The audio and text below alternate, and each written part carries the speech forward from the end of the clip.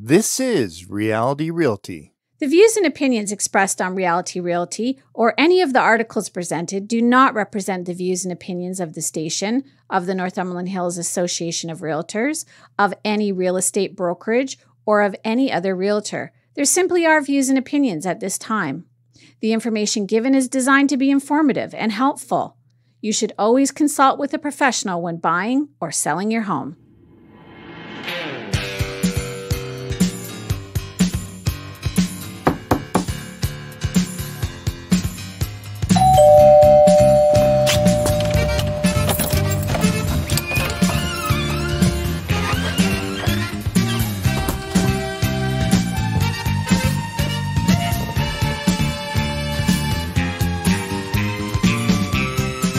A big part of the reason that Northumberland County is so popular to move to and live in are the people.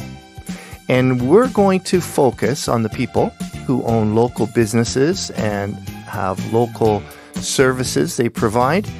And these are the people that help to make living in Northumberland County the absolute envy of Ontario. So how are we going to do that? We're going to Pay It Forward.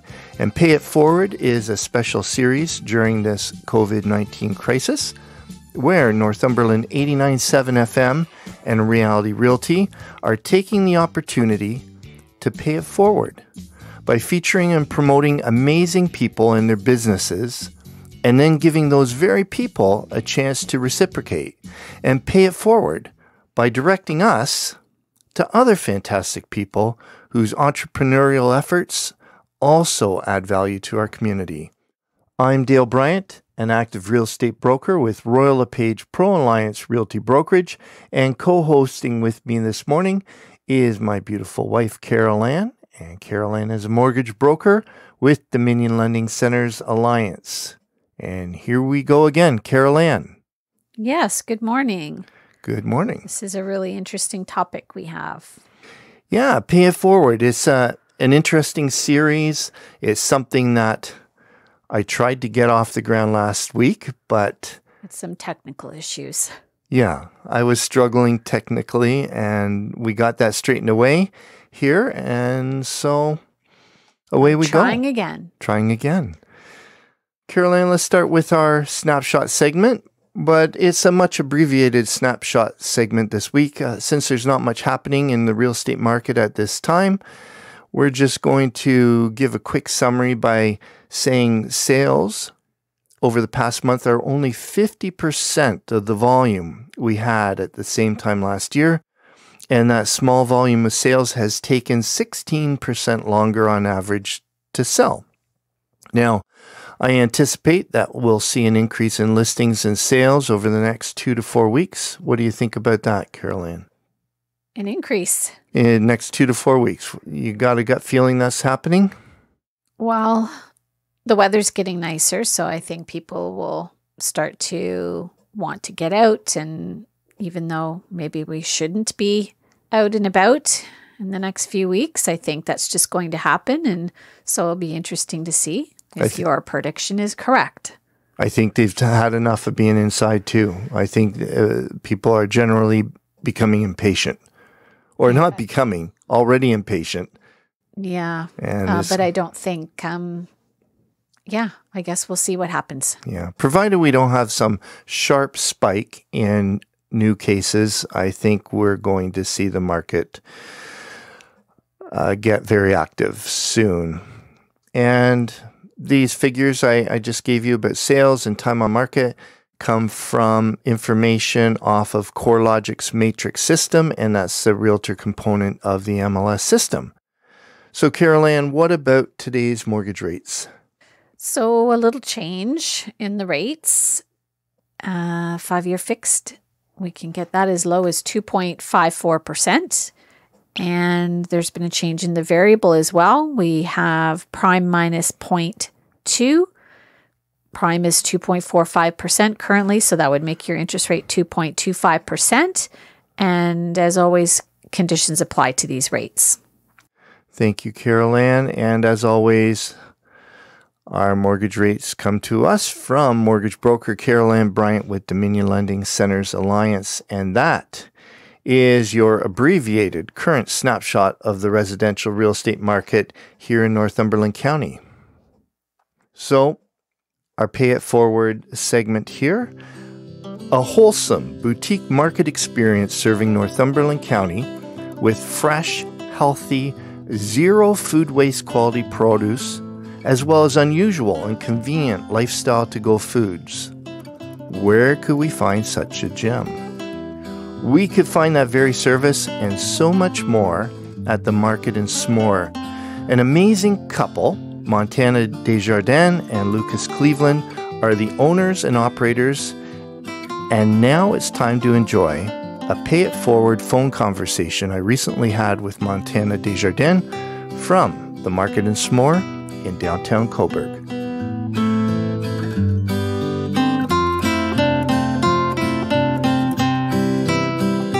Hello, Montana.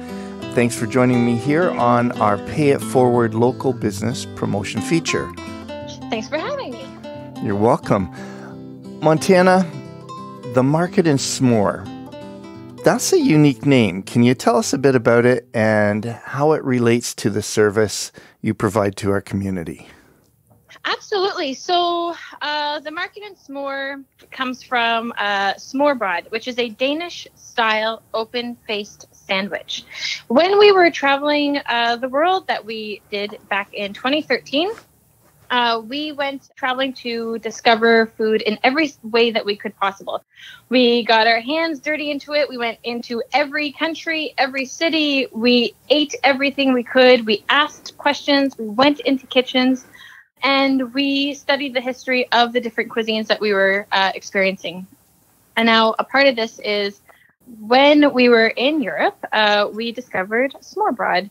And the history, as it was told to us, is smørrebrød started out as kind of like a blue-collar food where blue-collar workers would take all of their leftovers and pile it onto what they call rugbrød, which is a very dense, dark rye bread, and bring it to work.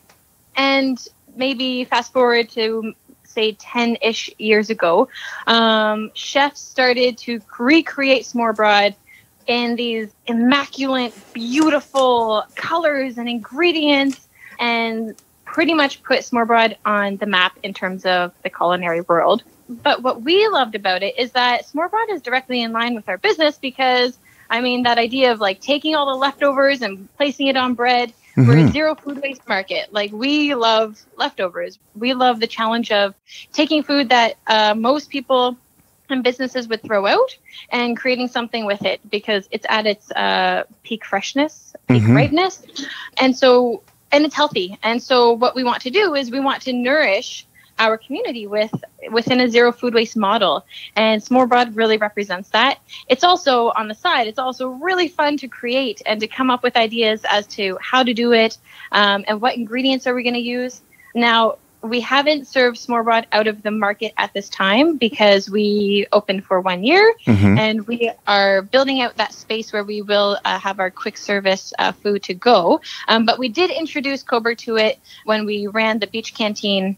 In our first year, we had like a smoked salmon smørrebrød, and we had like a more playful smørrebrød with Nutella and banana. But we found that eating an open-faced style sandwich wasn't very conducive to eating on the sand, so we stopped selling it for sure. Until we got it, until we can sell it out of the market, which is actually that smørrebrød bar. Our fresh bar is being built at the moment, so we're excited. Montana, can you tell us a little bit about yourself and Lucas? Yes. So my background is in child development. So I spent many years in the early education field, both across Canada. So in Halifax, in Alberta, in Toronto, and everywhere in between.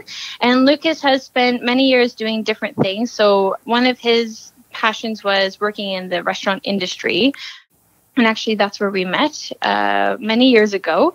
But neither of us have actual, like, a background in business or in food in this capacity.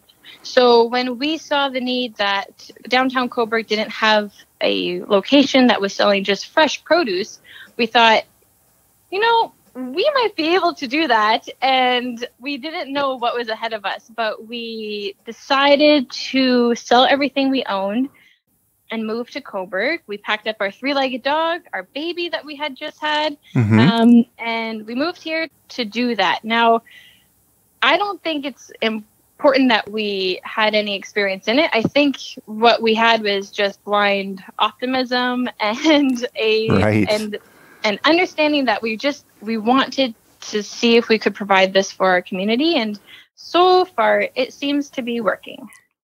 Montana, who would you say are the clients that appreciate your business the most? Oh, there's a few different groups. That's a really good question. So because we are a zero food waste market with very low packaging, we have a lot of the clients coming in that want to support businesses with those ideals. So we have the clients that are coming in that are committed to zero food waste. So they come in, they have all their own bags, they have all their own jars. They don't want to buy fresh fruits in plastic, which is why they come to us. They like that our baked goods aren't packaged and wrapped in plastic. And then because we have those hard to find items, we have a lot of the clients who are really interested in different kinds of food. So they want to dig around. They want to find things that are interesting and fun and they haven't cooked with before and they haven't tried before. And I think that's part of the experience is when you come into the market, you will find someone on the staff who wants to talk about those foods with them. We're just big food nerds walking around trying to talk to anyone who will talk to us. And then because we have the healthy to go foods and the fresh produce, we have those families that are putting food on the table and they need quick, easy food that is easily prepared for their children. So the moms, the dads who are going, okay, I really want something healthy. I'm going to go to the market and I'm going to cook it up tonight and give it to the kids. All right. Here's an interesting question for you, Montana.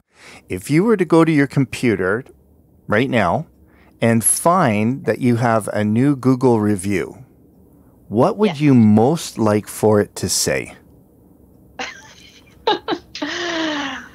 I think I would most like it to talk about the environment that is the market and s'more and the service. So we sell cucumbers, other people sell cucumbers. We sell carrots, other people sell carrots. But there is something different about the environment when you are in the market.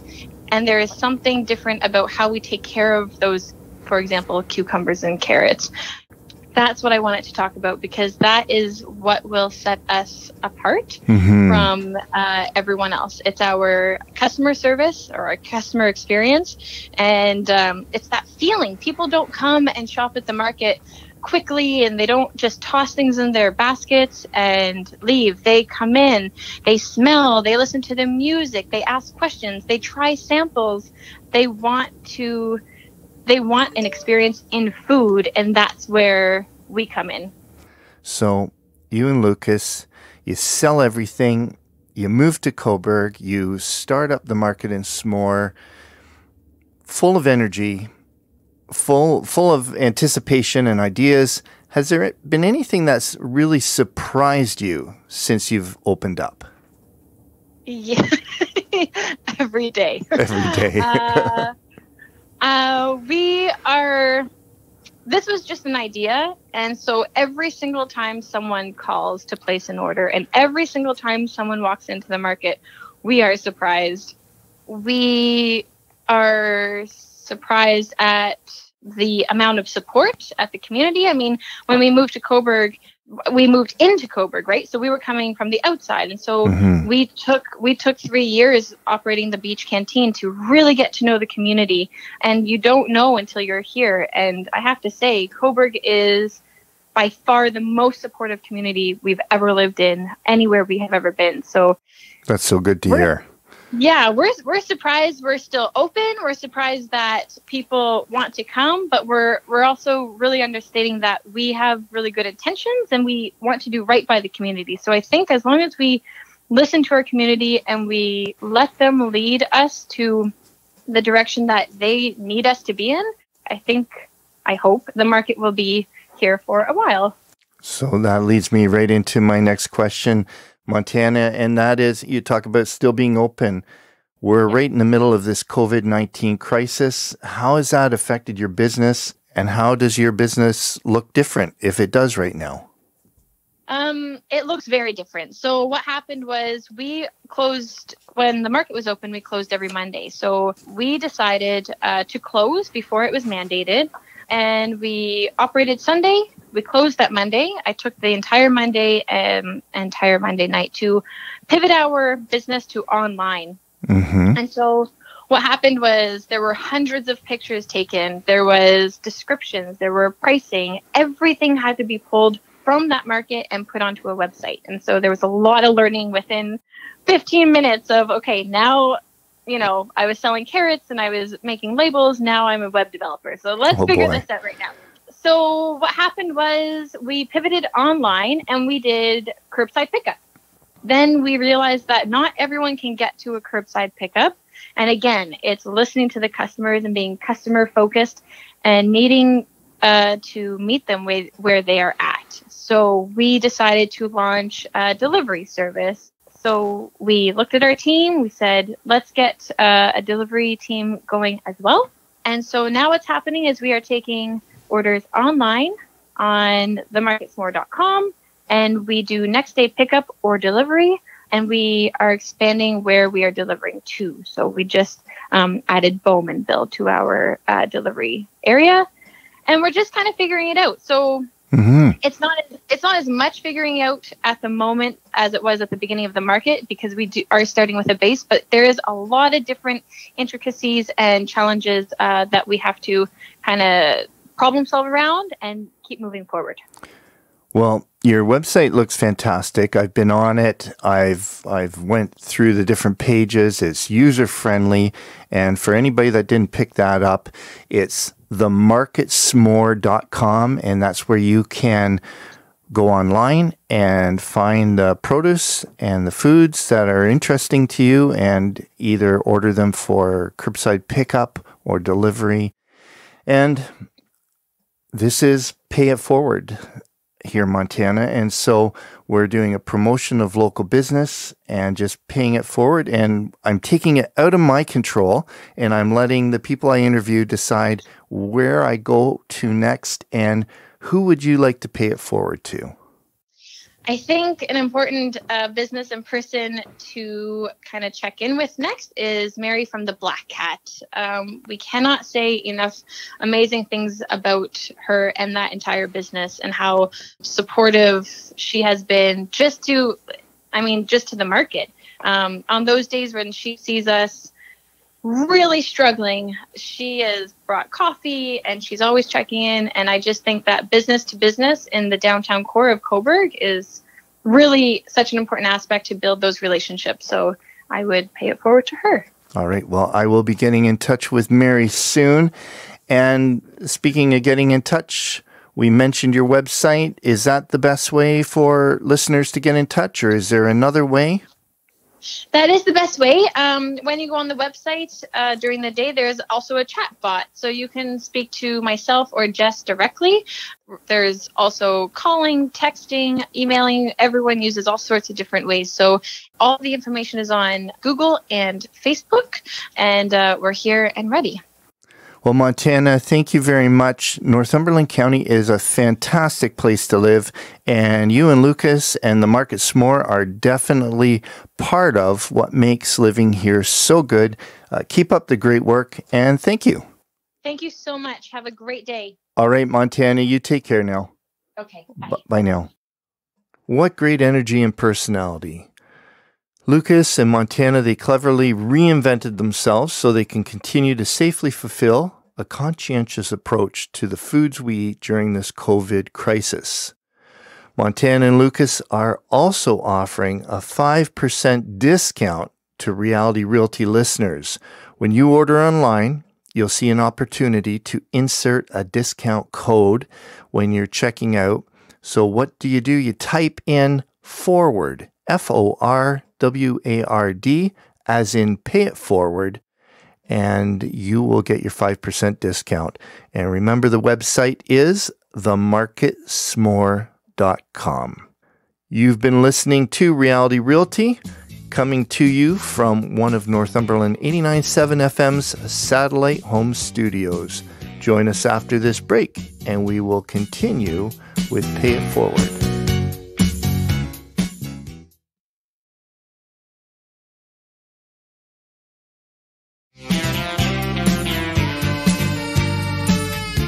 Welcome back. This is Northumberland 89.7 FM's Reality Realty with Dale and Carol Ann Bryant. Can you relate to any of these scenarios? You're going to move, and it seems overwhelming. What furnishings and belongings will work in your new home? Who's going to sort through it all? Who's going to pack it up safely and move it? Where are the best places to get rid of various items? When you don't have space in your new home for something that's very meaningful, how can you keep the memories while still moving forward?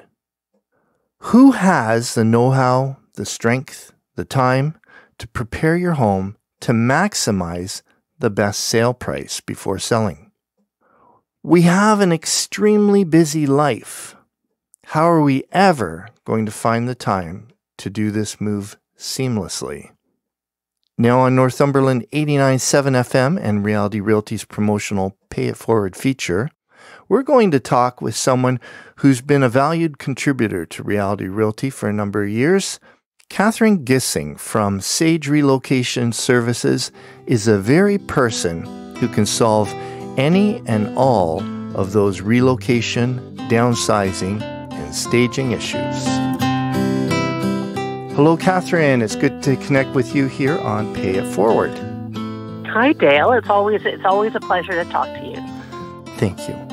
So, Catherine, Sage Relocation Services, how in the world did it come about?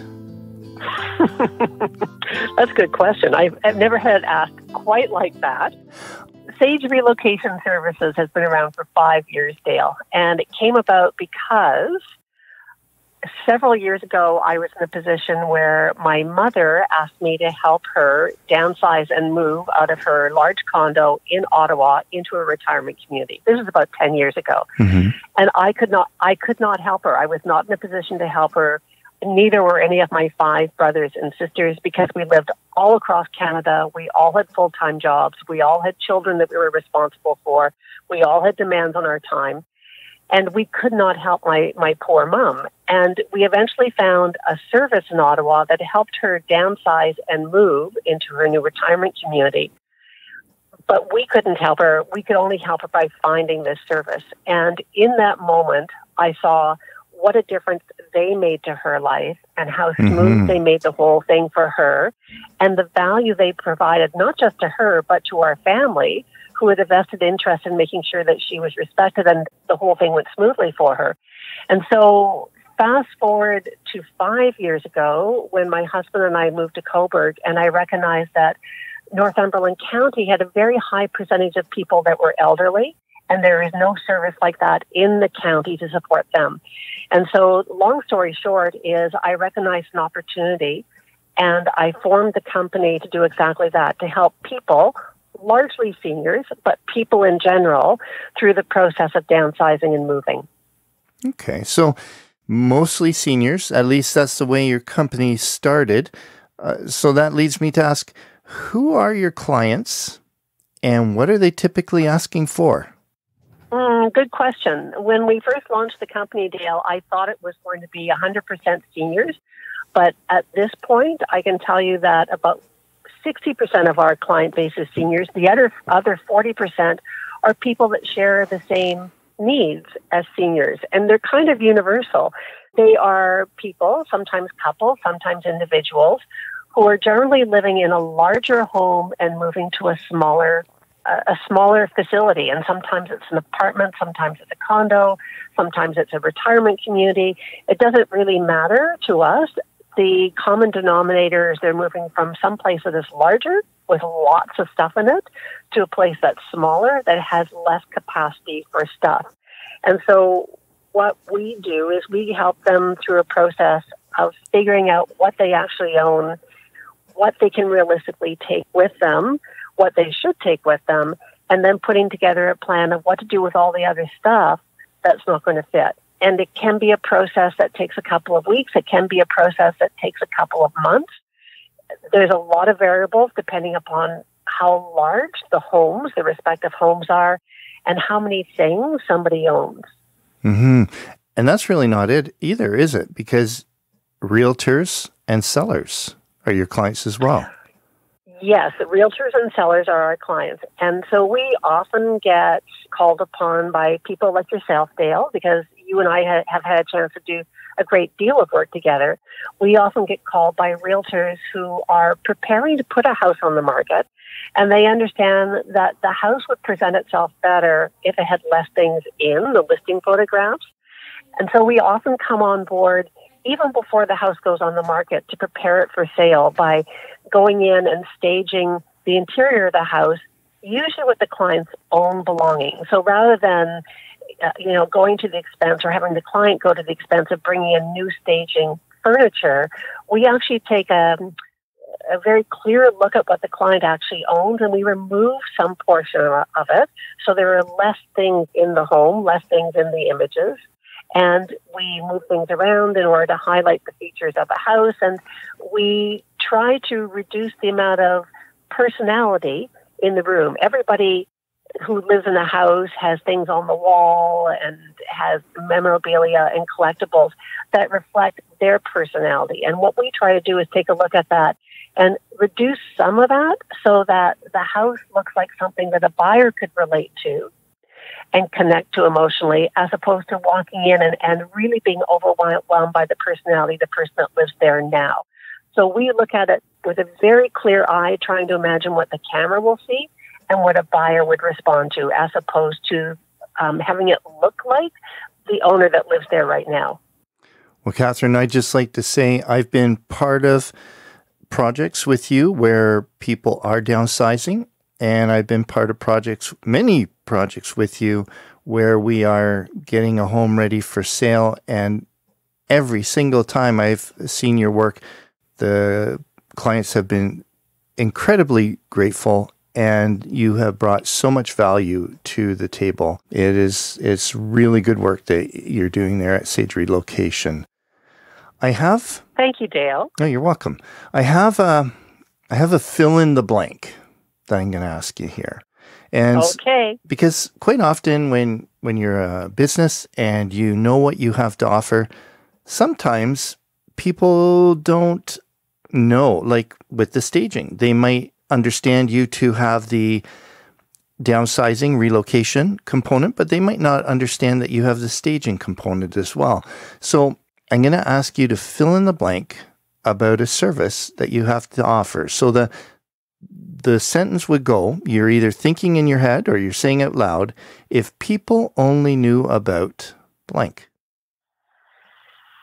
I think the most common response to that would be if people only knew how labor-intensive downsizing is, they would call us before they try to manage it themselves. We often meet people after they've gone through a move, after they've gone through their own downsizing exercise. And if I had a nickel for every time somebody said to me, if only I knew you were available before, because people get involved in trying to manage it themselves and they realize what an overwhelming task it is, or even worse, Dale, and you'll know this to be true as a realtor, sometimes someone takes a look at their home and the condition it's currently in. They want to move, but they can't even imagine how they're going to get out from underneath the albatross of the existing house. And so they don't, because they start to realize the task is just so big they can't manage it. And so my answer to the question would be, the fill in the blank is, if only people knew that downsizing services were available to help them prepare to bring their house to market.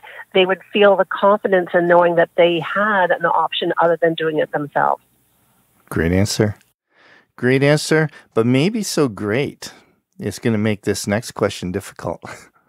So that it's a little. You gave us a little bit of a misconception about, how difficult people might think it is to downsize or help someone in their family downsize. So my next question, and I'm not going to allow you to use the same answer, but what's a common misconception about either relocation services or staging services, and how do you tend to address it? So I'm going to answer staging services. I'm going to take option number 2 from that question. I'd say the misconception about staging services is that there's an expectation that staging means bringing in new product. And there are staging companies that do exactly that, and they do a wonderful job of it. They have a whole inventory. They usually have a warehouse somewhere full of contemporary furnishings and artwork and pillows and linens. And what they do is they empty an existing house of its existing inventory, and they bring in their new. And that is one model of how to stage. And it's a good one for the right situation. We take a different approach. We try to work within the parameters of what a client already owns so that they're not shouldering the budget of bringing in new product for rental that then sits on the market for as long as it takes to sell the house. And so our model of staging is working with the client's existing inventory. So what we find is that when we go into a home that someone's lived in for 10, 20, 30 years, they have lots of stuff. The problem is they have too much stuff. And so we look at it very clearly in order to subtract the things that don't add value to those photographs. We take furniture out. We take personalization out. We take the excess stuff out to reveal the house, not the person that lives there. And so our version of staging is a subtraction process as opposed to an adding process. And by doing that, it respects the client's budget. It also brings it to market earlier because we're not having to remove everything, find storage for it, and then backfill with new things. So it's a little faster, it's a little less expensive, and maybe it's as effective as bringing in new furniture. I don't really know that one's better or worse. I just know that that's the model we work with, which is not commonly what people think of as staging. No, we see on television sometimes when it's staging, and like you said, all the old stuff comes out, all new stuff comes in. Sometimes it involves renovations, but I totally agree with you, Catherine, about that, and that's why we work so much together. Here's a question for you: when work gets demanding, there's typically a moment when you're reminded, that's what I love about what I do. Can you share a general or a specific moment that resembles what I just said? I have lots of moments, Dale, and I'll tell you that the common theme in all those moments is that when we are finished a project, when Sage has finished a project, we don't simply get thank yous from clients. We get heartfelt hugs. We get letters of appreciation. We get testimonials, not just from our clients, but from the extended circle of the people that love them. We hear from their children. We hear from their financial advisors. We hear from their power of attorneys. And what we hear is, we couldn't have done it without you. And I'll tell you a true story, is the very first project that we did 5 years ago was not a complicated project. We were simply helping an elderly couple move from Coburg to Toronto. And at the end of that project, my client, who happened to be an author, gave me a copy of his book. And on the inside leaf, what he wrote to me was, "To Catherine, to our new friend, thank you for setting us free." Wow. To this day, Dale, that is the reason why we do it. What we do transforms people's lives. It's not just a transaction. It changes their lives. It allows them to move forward to a stage of life that they could not have done without our help. And that's why we do this. Mm-hmm. Another thing that's changed our lives, everybody's life recently, is COVID-19, the crisis we're going through. How has that affected your business, and what are you doing differently these days, if anything differently? Oh, well, we're doing pretty much everything differently. First of all, we put the company into hibernation very early on when the provincial government made recommendations that they were restricting access to retirement communities. We virtually went into hibernation because at that point in time, the majority of our projects had to deal with people moving into or out of retirement communities. And we had a handful of projects that did not involve that, and we were able to honor them and handle those, and I'll tell you how. But we essentially streamlined all of our operations. We went down to a skeletal team, and it's only now, May 4th, that we're starting to come out of hibernation because the province has released some of their restrictions. But what it meant for us is that we had to understand that we had to respect the fact that when we deal with our clients, we're dealing very personally with them. We are in their house. We are handling all of their things. We're working very intimately with them. We're packing their things. We're unpacking their things. We are arranging for donation of their things. A lot of those things were shut down. Donation centers were shut down and are still shut down, so we can no longer donate things. We had to be very careful about being close to our clients because of physical distancing. And so the only projects that we decided to fulfill over the last 6 or 7 weeks were ones where we knew that we could either have clients on a different floor than us, so they would give us very clear direction, or we'd come to clear agreements about what we were doing. Mm-hmm. They would be on one floor of the house, we'd be on the other floor of the house. So that works for us. We also go in now with a skeleton team. So rather than a full team of 3, maybe 4 people, depending upon the requirements of the job, we'll now only ever have 2 people on site. And again, they work at opposite ends of the home or in separate levels of the home. The staff is fully masked. They're wearing booties, they're wearing gloves, they're wearing masks, they're physically distanced. And we take distancing from each other really personally, and also from our clients really personally, which means that the client is usually not in the house or in a separate part of the house. So we work very differently right now. And I think in the future, I think that's our new norm in the short term. As far as the horizon that I see, Dale, is maybe 2 or 3 or 4 months out. And I think we're working exactly the same way. Yeah, I think in a number of ways, this whole crisis has made a number of us better and look at our best practices and make best even better. So, Catherine, this is a Pay It Forward promotional feature. And who would you like to pay it forward to? What local business? First of all, I love this feature, and I can think of no one more deserving than Mr. Ken Prue. And Ken is a proprietor over at The Loft in Coburg on Division Street. And for any of your listeners who have not been there, they need to look it up and they need to go and visit, because The Loft is a very intimate little cinema where Ken curates the movies that he brings in. He curates the live entertainment he brings in. I think the theater holds maybe 60 or 70 people tops, so it's very small. But he knows his film culture, and he brings a personal understanding to everything he does. We often go, and he'll wander up to the front of the room, and he'll tell you a little bit about the director or the history of the film, and then he runs it, and often there's a little dialogue or debate at the end of it. It's a wonderful, wonderful experience. And so I would recommend Ken Prue at The Loft. Well, I will be getting in touch with Ken. And speaking of getting in touch, how can people get in touch with you, Catherine, if they're interested in downsizing, relocating, staging? The easiest way, Dale, is really through the website or old school through telephone. I still prefer talking to clients. And my phone number at work is 905-717-3624. Or the website has a full outline of our services, plus by email contact. And the website is the word sage-relocation.com.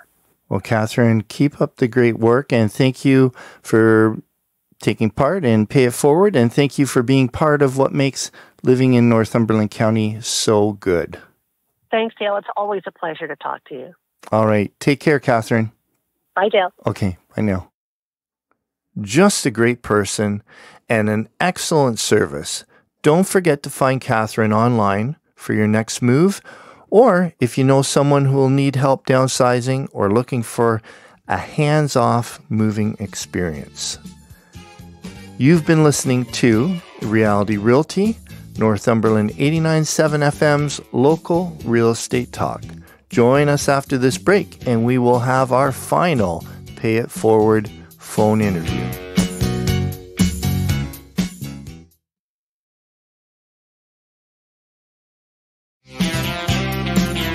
Welcome back. This is your local real estate forum, Northumberland 89.7 FM's Reality Realty with Dale and Carol Ann Bryant. And Carol Ann, final interview. Yes, this has been great. I think it's excellent that people that live in our community hear about these businesses. Some businesses people will be aware of, and others might not know that these services are available to them. So this is excellent. Yeah, people will become more familiar with what's available to them all of the time, and the business and services available to them through this COVID crisis. So, good stuff. Well, our next Pay It Forward interview is with someone who is very well known by many of us in Northumberland County. We have Greg Baxter with Results Marketing and SEO. If you have a small business and realize the value of optimizing your online presence, this is a conversation you're going to want to hear. Hello, Greg, and welcome to Pay It Forward. Thanks, Dale. Thanks for having me. Yeah, for sure. And Greg, your company is Results Marketing and SEO. How did your company begin? Okay. Thanks, Dale, for asking. My company began with a passion that I had for graphic design since I was a young lad. And I graduated in college from graphic design with a little bit of marketing. And I had my own business locally, offline, which I used that knowledge in graphic design and marketing to grow my business. Mm-hmm. And that information I took and used to help a few other of my friends that were starting businesses at the time. And back then, there wasn't the website so much, but then I noticed websites showing up as a marketing tool. And everybody knows what a website is nowadays. But over the last decade or so, it's really become a prominent method for marketing nowadays. And it's pretty much the best one for most businesses. So recently, based on that information, I started researching new skills and new skill sets that were important to help people rank their websites higher and be found by their customers when they're searching for different services and products. And from that, I thought, well, there's local need that the businesses could use. And so just this spring, I launched Results Marketing and SEO to target local people, businesses and organizations that could use these services to help get them found online. Excellent. And yeah, the website now, I think the website's the new business card. Wouldn't you agree with that, Greg? Oh, for sure. For sure. And the thing is, you can do so much. It's not just a very small way there's all kinds of information you can add to your website, not just your name, address, and phone number that most people think of as a business card. Mm-hmm. So yeah, there's lots of topics you can cover. So Greg, your clients, who, I don't mean names, but what type of clients? Who are they typically, and what would they typically be asking for? So basically, clients really could be anybody and everybody. And mostly, I would think most people that get the value would be local businesses or organizations that have products and services that they want to sell to people, or if it's an organization, just to make them aware of the organization and what they can do with that organization. So it's basically anybody who's looking to have their products or services found online by people locally searching for those specific products or services. So it's kind of wide open to anybody who's looking for that to be found online as a business. So online, anybody with a website that wants to improve it, or anybody without a website that needs one, I guess. Yes, those two situations are normally what I come across. Mm-hmm. And it could be the fact that the person who has a website did well for a while, but finds out now that their phone isn't ringing as often as it used to be. And that can be the fact that their website has sort of slipped in the search rankings, and their competitors have come in and have done a better job with their SEO, search mm-hmm. engine optimization. And then now these people aren't basically on the first or second page. And that's most people who search won't go past the first page in the organic listings to find what they're looking for. So pretty much if your business is on the first or second page, that you're not going to get the new clients that you used to. Yeah. And you mentioned SEO, and that's part of your business name. And you mentioned SEO is search engine optimization. I think most of us have heard of SEO. Are there any sort of myths, common myths about SEO? Well, there could be. We'll just go over it quickly. So SEO is the practice of optimizing all the content on your website, or it could be a digital asset such as your Facebook page or whatever. And you're trying to let the search engines know really specifically at what your site or your what are your services that you're offering.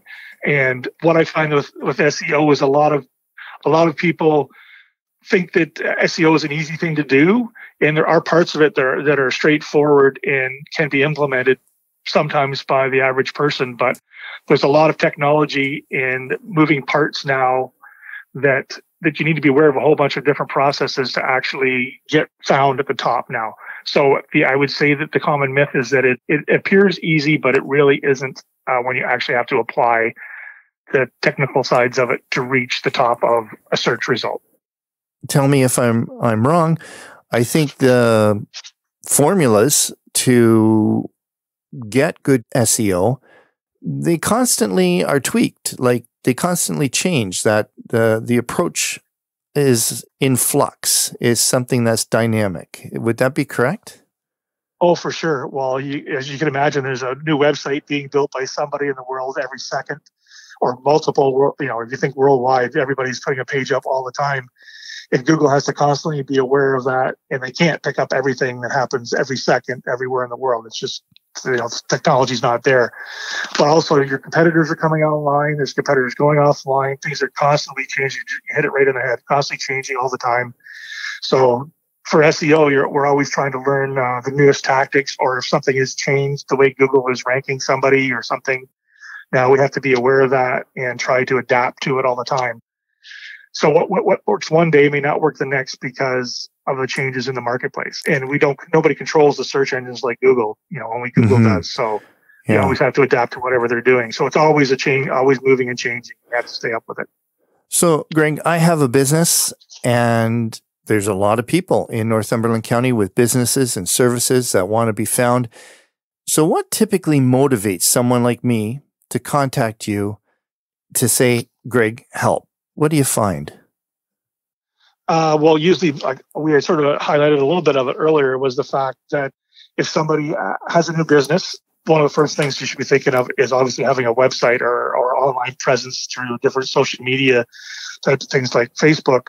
But also, those are new businesses. The second part, like we talked about, is somebody who has an existing website that it isn't ranking anymore, or their content is not on topic with what people are searching for.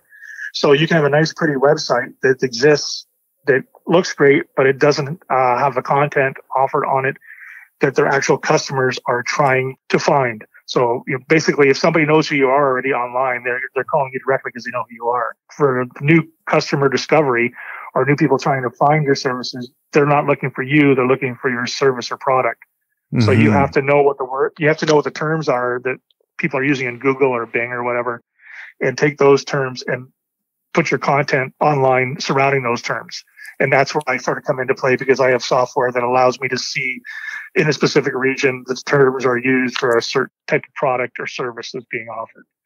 Mm-hmm. And right now, Greg, we're in the middle of this COVID-19 crisis. And I'm just wondering, has it affected your business at all? And if so, how would it look different? Okay, so with the COVID crisis, for me, actually, this type of business, SEO and marketing online, is basically, as I said, it's online. So for me, there hasn't really been any negative issues. There has been, because it's all done online, I can still contact customers. They can contact me via Zoom meetings or phone or whatever, email. So that hasn't changed. But actually, the industry itself is getting is picking up, because more businesses are adjusting their income streams to be more available online. Like, so if you just used to have, like you see now with restaurants now offering takeout. Well, basically, if a restaurant before COVID didn't have takeout, they're going to have to move to at least some takeout to stay afloat during the COVID crisis. Now, once it's over, I don't think the world's going to look the same as it did before. So what changes are going to happen going forward? I mean, we don't know exactly. But being more available or more seen online for your business is only going to be helpful to anybody who is not already ranking well locally for their proper business search terms.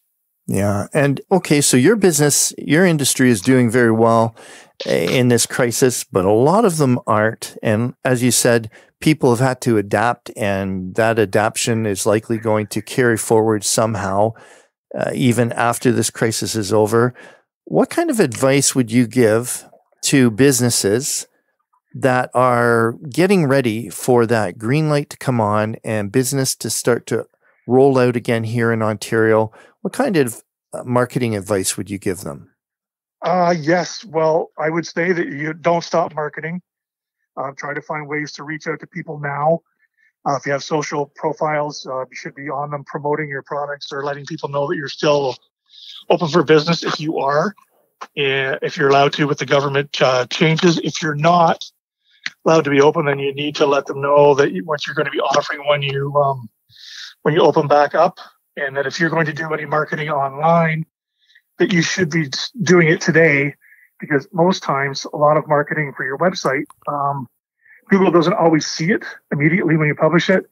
They may not recognize the work that you're doing now to improve your business online for weeks to come.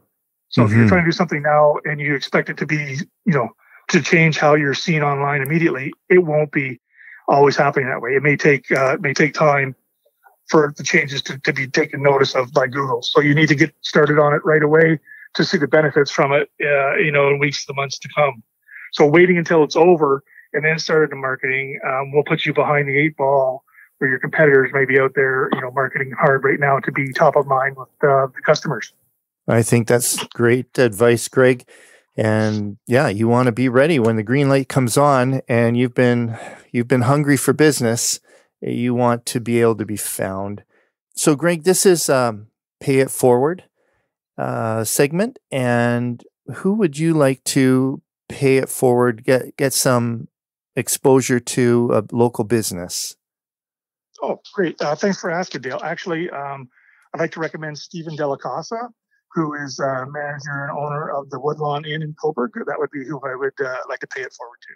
Excellent. Well, I will be getting in touch with Stephen very shortly, and we'll see if he's up for an interview as well.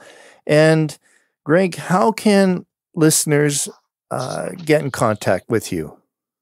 Oh, great. Thanks for asking. So listeners can contact me by email at greg@resultsmarketingandseo.com. My website, resultsmarketingandseo.com.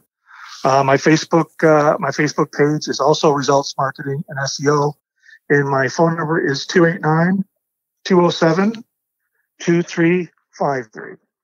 All right. Well, Greg, thank you very much for taking the time to be on Pay It Forward on Reality Realty here.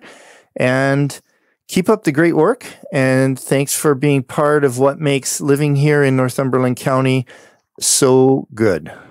Oh, super, Dale. I really appreciate you asking me this today to be on, and wish you the best of luck in all your ventures. All right. Thanks, Greg. Take care. Thank you. Have a good day. Bye now. If your business needs to get out of the blocks fast as business in general starts back up, Greg Baxter from Results Marketing and SEO can provide you with that advantage to effectively reach out to future business. And don't forget to find Greg at resultsmarketingandseo.com. Well, Carol Ann, that wraps up our show. That was a very good show, Dale. I look forward to the next time we do this. Yeah, we have 2 more businesses for sure lined up for next week. And we have 2 more that can easily fill in that 3rd spot. So excellent. Thanks for joining me, Carol Ann, again today. You're welcome. And folks, thank you to the listeners for spending time with us.